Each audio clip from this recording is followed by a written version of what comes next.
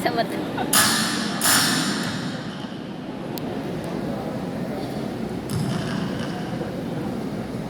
Sige.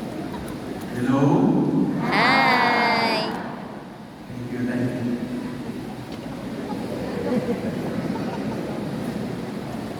Kinimaw ang unang higayon na makasaulog ko sa Santos na isa paninyo hindi sa inyong lindot na simbahan. I am so happy. Are you also happy? Yes! Pagtsuro. Sure, good. Salamat po na po sa mga tao na itag po kanina. Mainang po tayo. Itag po sa ilang pagpong asubispo sa suko. Sinito. Sito. Pero ang kasing-kasing Pilipino na. Okay na po. Okay ra.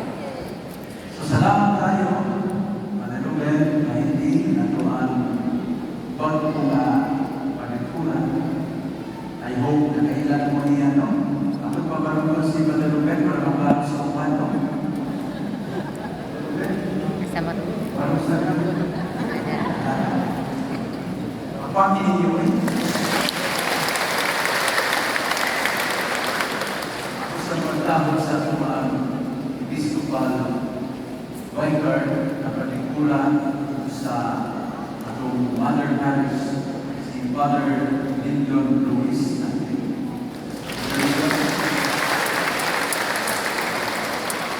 Sa mga isulat ng mga kagalian, o sa mga magulang na nananagan din sa atong parokya o sa atong pinanagang sila sa Vietnam.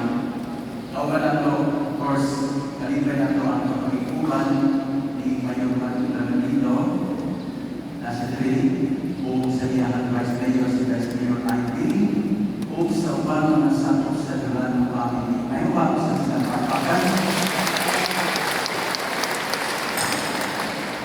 Mga hindi ko pa po mga parokyanos ngayon sunod na ni Cristo.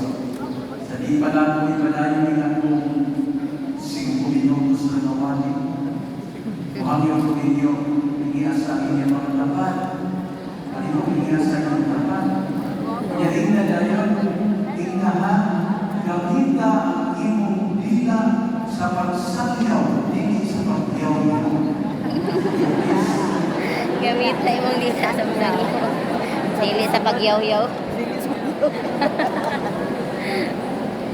Okay ba to? Okay, kaayo. Saktan na ninyo. Saktan ra gyud. Gamita ang dila hindi sa pagyaw-yaw, hindi sa pagsakyaw. Ana yun. Sakto. Use your tongue to evangelize, not to always criticize. Pero sa tinunanay na ito, ang isay na nila na ganito ang atong tila gamito nato sa pag-yaw-yaw. Ilawan din Tolo. Tinood yun. kung sa nag-yaw-yaw, no? Ang opposite sa yaw-yaw, saan? Yawa. May. May di ay. Pananakay may sa magbalangay. May. May sa magbalangay. Ang may word, ano? Ang may, gentle advice. Ang yaw-yaw, saan? Gentle, kasapat. Sapat yun, alimog mo. Ang tanong mo ninyo, saan yung kailangan? Yaw-yaw, may. May. Mga dinikanan ni natin ha. Ang mga anak, kailangan sila na atong May. Di man maminaw may. Mayaw-yaw di ko man. Yaw-yaw may. Sumpayan ang yaw-yaw. Kaya so, pag-inomistahan sa pagpapro, atong nalubong ang Ebanghelyo, si Kristo nagpadala iyang mga tinutulungan. Maglakaw na mo kung isang yaw sa tanan na hapit na maabot ang pag-ali sa Diyos. Kinsa yang ipadala? O, hindi nga ni mo maminaw na. Kaya yan ka rin mahihiyaw na. Basta hindi masama ni maminaw maminaw na. Because these are not ordinary words.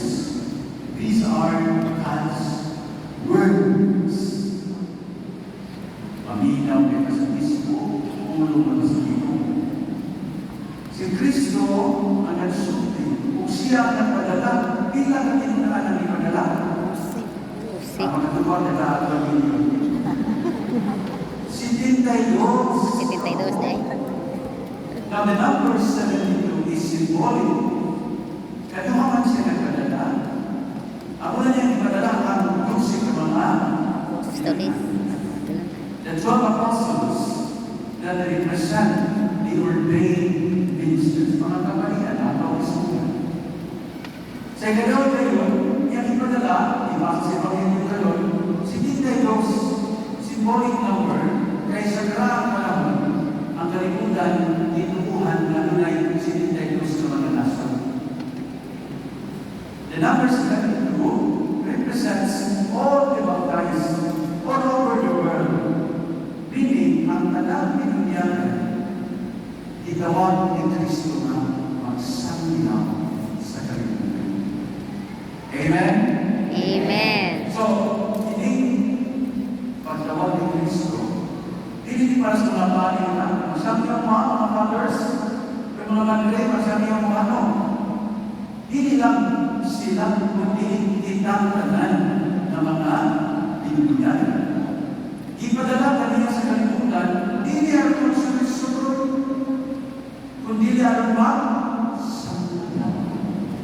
We preach about the kingdom of God. Mga igsoon, tingnan natin mo, Bishop, uy, Bishop, gusto ka na magsabi. Kamu na may mga tumutulian, kamu na may mga sultin na. Mga igsoon, kitang-tanan, makasabi. Of course, una, pinaalis sa atong mga ulo, hindi naman pinaalis na ako diri para magsagyaw. Panamitan sa inyong balay, ang inyong mga anak, inyong yung paginapuntan na para na kayo maayong tulungan. You are already preaching. Panamitan, di mo sinilan, ang problema, di mo matuwan, di mo baybayan, sige lang pa rin. Walang pala na yung problema. Ikaw di na makuha na ako. You are already preaching. O panamitan, ato ka ni Mayor, tabangan ka lang Mayor sa pagpalalagan sa katawan, yung kamot na naman, subay sa loob, sa Ginoo. You are already